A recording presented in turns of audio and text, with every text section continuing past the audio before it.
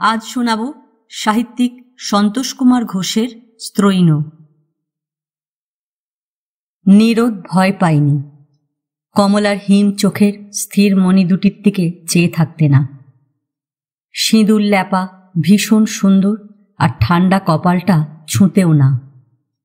পায়ের দিকে চোখ নামিয়েছে, আঙুলগুলো কঠিন, একটু বা বাঁকানো, আলতায় ছোপানো। বুক তবু কাঁপেনি। রাশি রাশি তাজা ফুল মরা শরীরটায় নিজেই ছড়িয়ে দিয়েছে। পথে নেমেই ওরা কর্কশ গলায় হরিধ্বনি তুলেছিল। নীরদ চমকে উঠেছে, কিন্তু ভয় নয়। ওরা বরং চুপ করে থাকলে ভালো হতো। এক পশলা বৃষ্টিতে ভেজা পিচের রাস্তায় ওদের খালি পায়ের ছপ ছপ শব্দ শোনা যেত। শ্মশানেও ওরা বড় বেশি হল্লা করছিল। কোথা থেকে টেনে টেনে এনে ছুঁড়ে ফেলেছিল কাঠ। ঘিয়ের ভাঁড় উপর করে ঢালছিল। বিড়ি ধরিয়ে খুক খুক করে কাশছিল কয়েকজন। একজন বিশ্রী একটা গান ধরেছিল। শীতার্ত একটা কুকুর ফিরে ফিরে এসে চিতাটাকে প্রদক্ষিণ করে শরীরটা সেঁকে নিল। নাক উঁচু করে উৎকট গন্ধ শুকল হাওয়ায়। তারপর মট করে একটা হাড় ফাটতেই কেউ করে পিছিয়ে গেল। শোকার্ত অশ্বত্থ গাছটির পাতা চুইয়ে তখনও জল ঝরছে। একজন বলল, কি ঠান্ডা মাইরি, আর খানিকটা থাকতে হলে বুকে সর্দি বসবে, ওখানেই শুতে হবে। ইশারায় সে চিতাটা দেখিয়ে দিল। আর একজন ভরসা দিয়ে বললে, না বেশিক্ষণ লাগবে না, বলেই উপরের দিকে তাকালো। আর বৃষ্টি যদি না হয় তবে বড় জোর আধ ঘন্টা। বউটা কি হালকা আর রোগা, ভালো করে খেতে পেত না নাকি, বলেই তৃতীয় একজন আর চোখে নীরদের দিকে চেয়েছে। নীরদ একটু দূরে বসেছিল। ঘাটের সিঁড়িগুলো ধাপে ধাপে নেমে যেখানে জলে ডুবে আত্মহত্যা করেছে তার কাছাকাছি। 10-12 বছরের একটি ছেলে তখন থেকে চোখের জল মুছছে। বোধহয় মা মারা গিয়েছে। ওকে নিয়ে এসেছে মুখে আগুন দিতে হবে বলে। যেটুকু করবার করা হয়ে গিয়েছে। ছুটি পেয়ে এখন ছেলেটি কাঁদছে। শুধুই কাঁদছে না, মাঝে মাঝে চোখ খুলে ভাটির দিকে ভেসে যাওয়া কচুরির গাঢ় সবুজ পাতা আর বেগুনি ফুল অবাক হয়ে দেখছে। হয়তো ঘাটের সিঁড়ি গুনছে, কিন্তু যে কটা ডুবে আছে তার আর হিসাব পাবে না। যে কচুরি পানাগুলো ভেসে গেল, জোয়ারের টানে তার কিছু হয়তো এই ঘাটেই ফিরে আসবে, কিন্তু তার মা আর ফিরবে না। কিন্তু এসব কথা কি ছেলেটি ভাবছে? ওই বয়সের ছেলেরা কি কিছু ভাবতে পারে? আসলে গায়ের চাদরটা ভালো করে জড়িয়ে নীরদ টের পেল তার নিজের ভাবনাই সে ছেলেটির উপর আরোপ করেছে। কমলা আর ফিরবে না। কাল রাতে ছিল, ভালোবেসেছিল, আজ সকালে ছিল, ঝগড়া করেছিল, একসঙ্গে খেতেও বসেছিল দুজনে। হঠাৎ জল খেতে গিয়ে কমলা বিষম খেল। নীরদ ধমক দিয়ে বলে উঠল, সব কাজে তোমার তাড়াতাড়ি। হাত থেকে খসে গ্লাসটা তখন মেজে খান খান হয়ে পড়েছে। সেই কাচের টুকরো আর জলের মধ্যে শুয়ে পড়েছে কমলা, ছটফট করছে। তাড়াতাড়ি পাখাটা জোরে চালিয়ে দিল নীরদ। জানালা দরজা খুলে বাইরের রোদ আর হাওয়ার কাছে সাহায্য চাইল। বড় কষ্ট। কমলার মাথাটা নীরদ তুলে নিল কোলে। ওর জামা কাপড় ঢিলে করে দিয়ে হাত বুলিয়ে দিতে লাগল।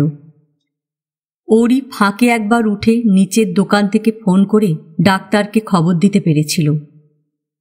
ডাক্তার ঘরময় ছড়ানো জল আর কাচের টুকরোগুলোর দিকে তাকালেন। চশমার আড়ালে সন্দিগ্ধ ভ্রু কুঞ্চিত হল।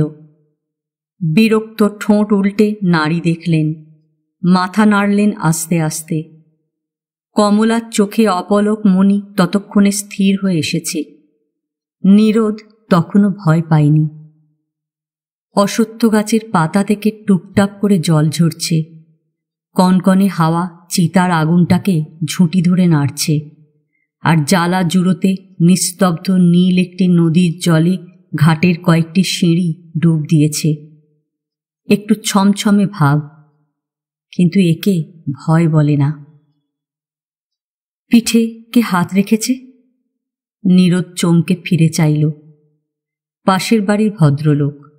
উদ্যোগী হয়ে তিনি সব ব্যবস্থা করেছেন, ডেকে এনেছেন শ্মশান বন্ধুদের। ফুরিয়ে গেছে, জল ঢেলে দেবেন, আসুন।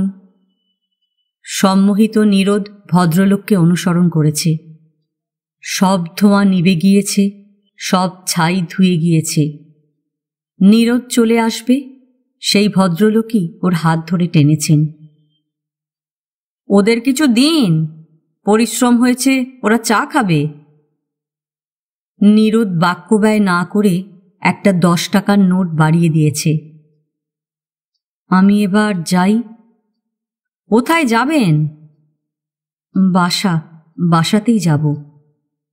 একটু দাঁড়ান, আমিও আসছি। নীরদ অন্য সময় হলে হেসে উঠত। ভদ্রলোক ওকে একা ছাড়তে ভরসা পাচ্ছেন না। যথাসাধ্য নম্র গলায় নীরদ বলল, না, আমি একাই যাব। ওর স্থির দৃঢ় প্রতিজ্ঞ ভঙ্গি দেখে ভদ্রলোক হয়তো একটু ভয় পেলেন। বললেন, আচ্ছা, আসুন। তখন পায়নি, কিন্তু নীরদ পেয়েছে পরে, বাসায় ফিরে এসে। প্রথমে অভ্যাস বশে বিজলি ঘণ্টির বোতাম টিপেছিল। দরজা খুলল না। হালকা চটি পড়া পায়ের পরিচিত শব্দ শোনা গেল না। নীরদ ভয় পেল। সে ভয়টা মাছির মতো উড়ে এলো। একটু অস্বস্তি হল, কিন্তু তাকে তাড়াতেও সময় লাগল না। কমলা নেই, দরজা খুলবে কে? ভয় গেল, তবু ফোকর খুঁজে চাবি পড়াতে গিয়ে নীরদকে গলদঘর্ম হতে হল। ঝিমোবে বলে আয়েশি একটা বিড়াল প্যাসেজের নিরালা কোণটি বেছে নিয়েছিল। আলোয় বিব্রত, পায়ের শব্দে চকিত হয়ে সে ছিটকে তাকটার উপরে গিয়ে বসেছে। শোবার ঘরে পা দিতে না দিতে কয়েকটা প্রবলভ চড়ুই ফরফর করে জানালার বাইরে আকাশে ফেরারি হয়েছে। চোখে আলো লাগছিল। নীরদ 2 হাতে পর্দা টেনে ঘরে ছায়া বিছিয়ে দিল। সঙ্গে সঙ্গে ঠিক ভয়ে নয়, শরীরের সবকটি পেশি সহসা যেন কঠিন হয়ে গেল। এতক্ষণ বেশ ছিল ঘরটা, ছড়ানো গড়ানো চওড়া, হঠাৎ ছোট হয়ে গেল। এই রকমই হয়, নীরদ জানে। আলোয় দেয়ালগুলো আলাদা হয়ে সরে সরে থাকে, যেন কেউ কাউকে চেনে না। কিন্তু যেই একটু একটু করে অন্ধকার ঘনায়, দেয়ালগুলো পা টিপে টিপে তখন এগিয়ে আসে।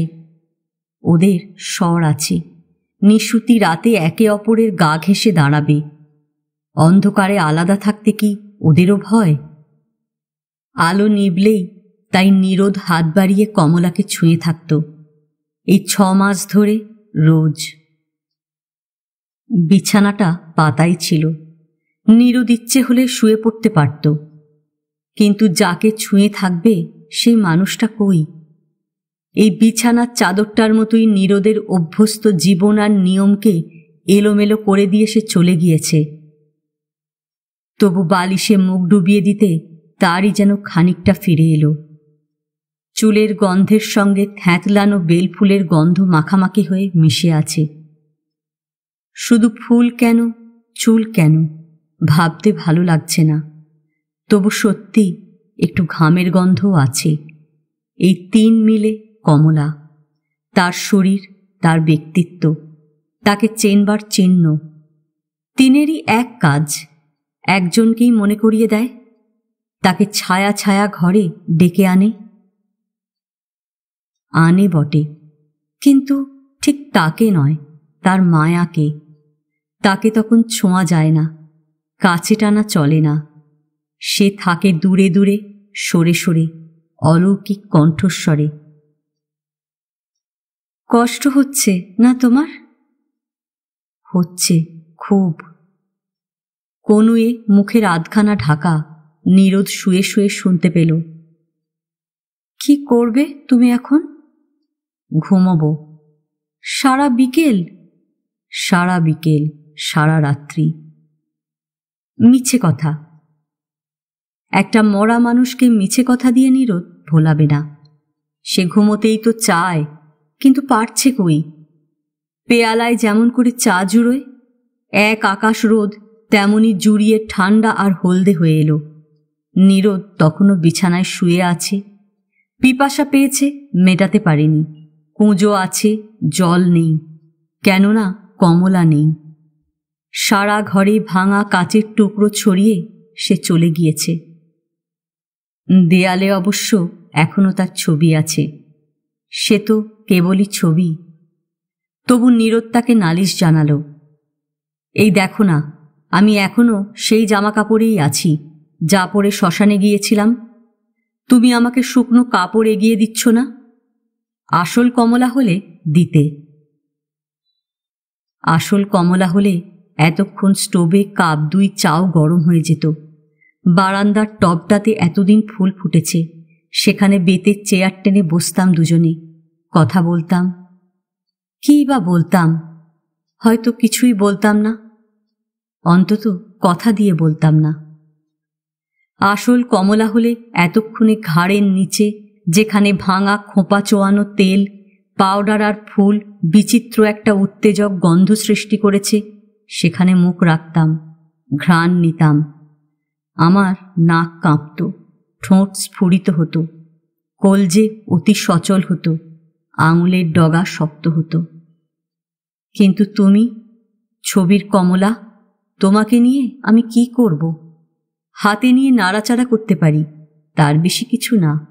বড়জোর বুকে চেপে ধরতে পারি, কিন্তু সেখানেও কাঠের ফ্রেমের বাধা, কাচের আড়াল। বাসনার পেছনে ঠুনকো কাচটা চুরচুর হবে। তোমাকে নিয়ে কি করি? কিন্তু তার চেয়েও বড় সমস্যা হলো, কি করি আমার নিজেকে নিয়ে? যতক্ষণ বেদনা ছিল কমলার জন্যে, ততক্ষণ নিরোদ নিজেকে শক্ত রাখতে পেরেছে। কিন্তু যেই নিজের কথা মনে পড়ল, অমনি চেতনার আকাশ কান্নার কুয়াশায় ছেয়ে এলো। কি করি, কি করি? আজ রবিবার, অন্য রবিবারে আমরা বেড়াতে যেতাম। কমলা হাঁটতে চাইত।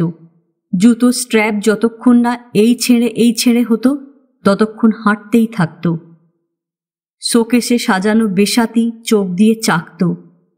যেদিন বেড়ানো ছিল না, সেদিন গান শোনা ছিল, কিংবা ছবি দেখা, কিংবা কিছু না, শুধু বসে থাকা। আমার সবকটি বিকেলের সত্ত্ব ওকে বিনা শর্তে দান করেছিলাম। সেই বিকেল আমার হাতে অফুরন্ত অনন্ত কাল হয়ে জমে রইল। একে নিয়ে কি করি? যখের ধন পাওয়া দিশেহারা মানুষের মতো নিরোদ বারান্দায় এসে দাঁড়াল। একটা সিগারেট ধরিয়েছিল। নির্নিমেষ চোখে চেয়ে রইল তার ধোঁয়ার দিকে, যেন ওর সব প্রশ্নের জবাব ওই ধোঁয়ার রেখায় রেখায় লেখা হয়ে যাচ্ছে। সিগারেটের ধোঁয়ায় কখনো মুখে ছায়া পড়ে না, কিন্তু মনটাকে স্পষ্ট পড়া যায়।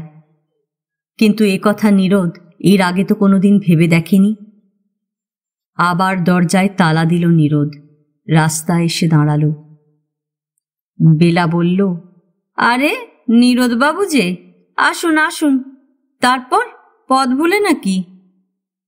পরপর কয়েকটা সিগারেট টেনে আর খোলা হাওয়ায় শ্বাস নিয়ে নিরোদের স্নায়ু শক্ত হয়েছিল। হেসে বলল, ভুলে নয়, চিনে। এসব জায়গায় জুৎসই জবাব দেওয়াই রীতি। বেলা ভ্রুভঙ্গি করল, মুচকে হাসল একটু, শেষে বলল, আপনি বসুন, এখনই আসছি। বলেই ও ঘরে গেল। যেতে যেতে 2 ঘরের মাঝের পর্দাটা টেনে দরজা জোড়া করে দিতে ভুলল না। পর্দাটা টানবার সময় ঘাড় ফিরিয়ে একটু হাসল। সে হাসির যা খুশি তাই মানে করা যায়, কোনো মানে নাও থাকতে পারে।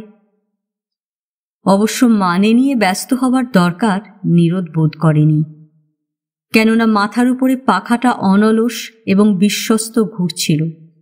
চেয়ারটা হেলানো, অতএব আরামপ্রদ। আর হাতের কাছে সচিত্র একটা সিনেমা কাগজ আধ খোলা। ব্যস্ত হাওয়ায় যার পড়বার ফুরসত নেই একটার পর একটা পাতা উল্টে যাচ্ছিল। হয়তো একটু আগে পত্রিকাটা ছিল তন্দ্রাতুর বেলার হাতে। সেও সম্ভবত একবর্ণ পড়েনি, শুধু ছবি দেখেছে। হাওয়া পড়ে না, পড়তে জানে না। মেয়েরা জানে, তবু পড়ে না, ছবি দেখে থাকলে। যে হাওয়া নিরক্ষর এবং অন্ধ, শুধু পাতা উল্টায়, তার আবর্তে সিগারেট ধরানো দুঃসাধ্য। কিন্তু নীরদ অভ্যস্ত, কোনো অসুবিধা হল না।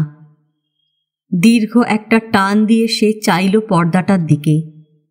হাওয়া তো চপল আর উৎসুকও, সে কি পর্দাও মাঝে মাঝে সরায় না? একবারও কি তার স্বাদ হয় না ও ঘরে উঁকি দিতে, যে ঘরে বেলা গিয়েছে? বেলা এ ঘরে নেই, এখন নেই। নীরদ আছে, বসে আছে। একটু আগে বেলা এখানে ছিল, নীরদ ছিল না। নীরদ এলো, বেলা রইল না, ও ঘরে গেল। আসলে ক্ষয়ে আসা সিগারেটের দীপ্ত ডগা ইতিমধ্যেই নীরদকে বুঝিয়ে দিয়েছিল বেলা এখন ও ঘরেও নেই, কলঘরে গিয়েছে। মুখ টুক ভালো করে ধোবে, ঢুলু ঢুলু চোখে জল ছিটিয়ে, ফোলা ফোলা গাল প্রথমে সাবান, পরে শুকনো তোয়ালের, আরও পরে স্নো পাউডারে ঘষে ঘষে ঘুমের সব আদরের ছাপ মুছে ফেলবে। মেয়েদের এসব সংকোচের কোনো মানে আছে? যেন ঘুম দ্বিতীয় একটা পুরুষ, যাকে নিয়ে বেলা এতক্ষণ ভর দুপুরে দরজা ভেজানো ঘরে ছিল, যার চিহ্ন মুখে চোখে মেখে নীরদের সামনে এসে দাঁড়াতে বেলার এখন লজ্জার অবধি নেই। যতক্ষণ এ ঘরে ছিল ততক্ষণ তাই মুখের আধখানা আঁচলে ঢেকে রেখেছিল। বেলার কাছে যে ঘুম পুরুষ, নীরদের কাছে সেই আবার মেয়ের বেশে দেখা দিতে পারে। চোখ বোঝো তো, বলেই মনের সব ভাবনার আলো নিভিয়ে দিয়ে বুকের ভিতরে মুখ লুকিয়ে মিশে গিয়ে সত্তাকে অবশ করে দিতে পারে। ততক্ষণে বেলা কলঘরে জল ঢালুক, কিংবা পা টিপে টিপে পাশের ঘরে ফিরে জামা বদলাক, পাট ভাঙা শাড়ির চকচকে খোলসে নতুন হোক। তখন কৌতূহলী হাওয়া পর্দা সরিয়ে ও ঘরে যত খুশি উঁকি দিক না, ক্ষতি নেই। ঘুমিয়ে পড়লেন? চকিত নীরদ চোখ মেলল। বেলা স্নান সেরে এসেছে, কনুই রেখেছে ও চেয়ারের হাতলে। ছোট্ট মোড়াটা টেনে মুখোমুখি বসেছে। মুখ টিপে হাসছিল কিনা নীরদ বুঝতে পারল না।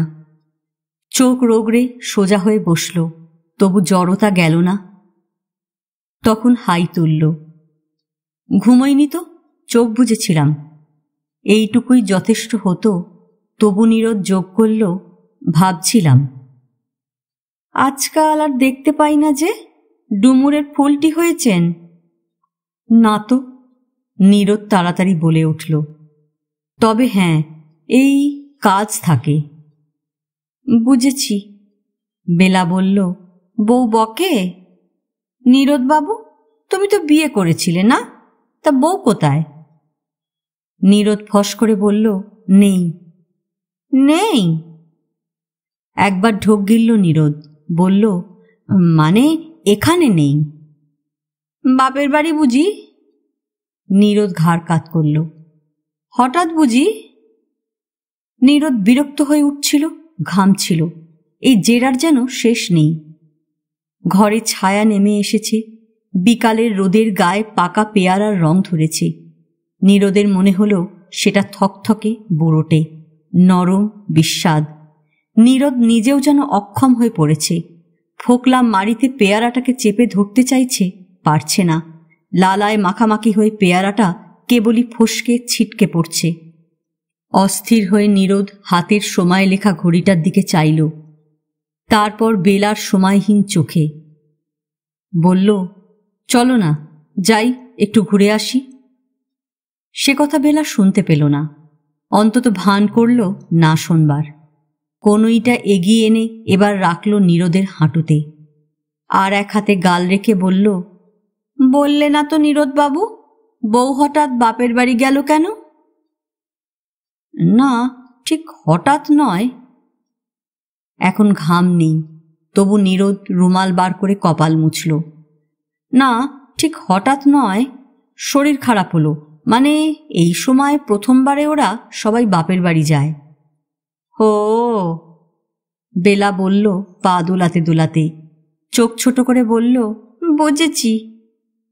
তাড়া খাওয়া চোরের মতো দ্রুত ত্রস্ত হাওয়া হঠাৎ ঘরে ঢুকে পড়ল। কাঁপতে থাকলো পর্দার আড়ালে, লুকোলো খাটের নিচে, চাদরের ঝালরটা শুধু থেকে থেকে কাঁপতে থাকল। জানলা বন্ধ করে দিয়ে এলো বেলা। এবারে চেয়ারের হাতলে বসল। হয়তো স্বেচ্ছায়, হয়তো ভার সামলাতে একটা হাত রাখল নীরদের কাঁধে। পায়ের বুড়ো আঙুল একবার বাঁকালো, সোজা করল, ফের বাঁকা করল, তারপর শাড়ির পাড়ে সবটাই ঢেকে ফেলল। নীরদ আর চোখে চেয়ে দেখতে পেল বেলার চোখে এখনো দুষ্টুমি। আস্তে আস্তে ওর কাঁধ ধরে ঝাঁকুনি দিয়ে বলছে, বলো না নীরদবাবু, এ সময় তোমাদের বউয়েরা কি করে? বাপের বাড়ি যায় আর কি, খুব ঘুমোয় পড়ে পড়ে, না? যাচ্ছে তাই সব জিনিস খুঁটে খুঁটে খায়। খায়, আর তোমরা তোমরা তখন আমাদের কাছে আসো কেমন? হাততালি দিতে গেল বেলা, ভার সামলাতে পারল না। কেননা শাড়ির পাড় দিয়ে সম্পূর্ণ করে ঢাকা পা দুটি তখনও ছিল উঁচুতে, গড়িয়ে পড়ছিল। নীরদ হাত বাড়িয়ে ধরে ফেলল, ধরল, কিন্তু ফেলল না, বরং টানল। টানতেই দুহাতের অঞ্জলি একটি নরম মসৃণ মুখের স্পর্শে ভরে গেল।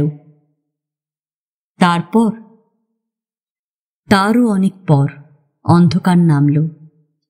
নামল নাকি বেরিয়ে এলো ঘরেরই কোণ থেকে, যেখানে দুখানি ইটের ওপরে তোরঙ্গ আর সুটকেস সাজানো।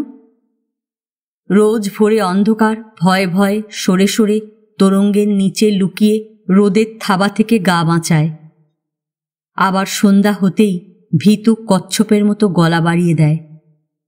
আস্তে আস্তে তার সাহস বাড়ে, ক্রমে নিজেকে ছড়ায়, গোটা ঘরখানায় ছেয়ে ফেলে। এই পৃথিবীটাও নিমেষে একটা অতিকায় কচ্ছপ হয়ে যায় নাকি? নীরদ নরম তলপেটে আলো লুকিয়ে এক পিঠ অন্ধকার নিয়ে কাঁপে। কান পাতলে শোনা যায়, নীরদের সমস্ত ইন্দ্রিয়ই এখন শুধু অনুভূতি আর শ্রুতি হয়ে গিয়েছে। তাই সেও শুনতে পেল, সেই অন্ধকারও একসময় গুনগুন করে ওঠে। অন্ধকার নয়, বেলা, বেলা গুনগুন করছে। নীরদ নিজেকে বলতে শুনল, একটা গান করবে? কোলের শীতলে ডুবিয়ে রাখা মুখ তুলে বেলা বলল, এখন এইভাবে? এইভাবে। নীরদ দৃঢ় গাঢ় গলাতেই বলেছিল। তবু বেলা শুনল না। হঠাৎ হাত বাড়িয়ে আলো জ্বেলে দিল। ঘরের কোণ থেকে নিয়ে এলো একটা বাজনা। নীরদ তখন দু হাতে চোখ ঢাকল। খানিক পরে গান থামিয়ে বাজনাটা ঠেলে দিয়ে উঠে দাঁড়াল। আবার সেই আগের মতোই নীরদের খুব কাছে এসে বলল, নীরদবাবু, তোমার বউ গান জানে? জানে। গায়? শোনায় তোমাকে? শোনায়। রোজ? নীরদ বলল, রোজ। বেলাকে আবার প্রগলভতায় পেয়েছে। দু হাত বাড়িয়ে গলা জড়িয়ে ধরল নীরদের। আধো আধো গলায় বলল, তোমার বউ রোজ আর কি করে নীরদবাবু? রান্না করে খাওয়ায়। কখন বাড়ি ফিরবে সেই জন্য বসে থাকে? থাকে। বিকেল হতে না হতে গা ধোয়, খুব সাজগোজ করে? করে। রোজ? রোজ। ওর বুকে তর্জনী দিয়ে টোকা দিতে দিতে বেলা বলল, আর কি করে?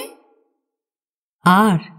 নীরদ হঠাৎ প্রবল আবেগে বেলার মুখখানা বুকে চেপে ধরে বলল, আর অনেক, অনেকক্ষণ ধরে আমার সঙ্গে এইভাবে মিশে থাকে। সোজা উঠে এসে দরজার ফোকরে চাবি গলিয়ে দিল নীরদ। আর ভয় করল না। একেবারে শোবার ঘরে ঢুকে আয়নার সম্মুখে দাঁড়াল। চোখের মণি এখনো কি বিস্ফারিত, নাকের ডগা স্ফীত, ঠিক বুঝল না। কাজটা যেন ঘষা ঘষা। পকেটে হাত দিল, উঠে এলো বেলফুলের মালা। কখন বেলার খোপা থেকে ওর আঙুল মালাটা খুলে নিয়েছে মনে নেই তো। ফুলগুলো তুলে নাকের কাছে ধরল। জানা জানা গন্ধ। কার? বেলার না কমলার? ঠিক চেনা গেল না। কমলার ছবিটার দিকে চোখ পড়ল তখন। প্রথমে চমকে উঠেছিল, দুপা পিছিয়েও গিয়েছিল ভয়, কিন্তু পর মুহূর্তে সাহসে ভর করে নীরদ এগিয়ে গেল। মালাটা ঝুলিয়ে দিল ফ্রেমে, জোর করে হাসল। তারপর খুব কোমল, অবুজকে লোকে যে সুরে বোঝায় সেই সুরে বলল, জানি তুমি আমাকে অবিশ্বাসী ভাববে, রাগ করবে, বলবে একটা দিনও তোমার তর্স হইল না, কিন্তু এর আগের কোনো মানে হয় না। বোকা মেয়ে, কিচ্ছু বোঝো না। আমি তো এতক্ষণ তোমার সঙ্গেই কাটালাম। কাচের উপরে আঙুল ঘষে আদর করতে করতে নীরদ আবার বলল, ওই দেখো, তুমি বিশ্বাস করছো না। বলছো তোমার সঙ্গে নয়, বেলার সঙ্গে? বেলা নয়, সত্যি বলছি, তুমি তুমি তুমি, আর কেউ নয়। রোজ ঘরে ফিরে তোমাকে পাই, আজ পেলাম না। সব ফাঁকা ঠেকলো, ঠেকলো বলেই তো। নীরদ হঠাৎ থেমে গেল। সে বুঝতে পেরেছে, বেলা তো নয়ই, কমলাও নয়, কেউ নয়, অভ্যাস। তাড়াতাড়ি সরে এলো নীরদ, বারান্দায় দাঁড়ালো। বৃষ্টি ভেজা পিচের পথে ওর আসল মনের ছায়া পড়েছে। সেই ছায়া সব জানে। তাই নীরদ তাকেই জিজ্ঞাসা করল, আমরা কি তবে বিশেষ কাউকে নয়, আসলে কয়েকটা অভ্যাসকেই ভালোবাসি? হঠাৎ একটা দাঁত পড়লে ফাঁকা লাগে। গালের ভিতরে জিভ ঘুরিয়ে হারানো দাঁতটাকে খুঁজি। সিগারেট ফুরিয়েছে জেনেও পকেটে হাত ঢুকিয়ে প্যাকেটটা হাতড়াই। সবই কি তাই? নির্ভয় নির্ভার নীরদ আলোটা নিভিয়ে দিয়ে ঘুমিয়ে পড়ল। এ গল্প এখানেই শেষ। কেমন লাগলো কমেন্টস করে জানাতে ভুলবেন না। এখনও যারা আমার চ্যানেলটা সাবস্ক্রাইব করেননি তাদের সকলের কাছে আমার অনুরোধ রইল, প্লিজ আমার চ্যানেলটা সাবস্ক্রাইব করে নেবেন। পাশে যে বেল নোটিফিকেশনটা আছে সেটা অবশ্যই প্রেস করে দেবেন, আর একটা লাইক আর শেয়ার করতে ভুলবেন না। আজকের মতো নমস্কার।